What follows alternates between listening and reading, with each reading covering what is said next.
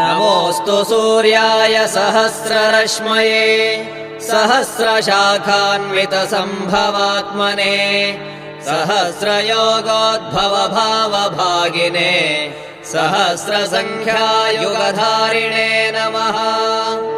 यन्मण्डलम् दीप्तिकरम् विशालम् रत्नप्रभम् तीव्रमनादिरूपम् दारिद्र्यदुःखक्षयकारणम् च पुनातु माम् तत्सवितुर्वरेण्यम्।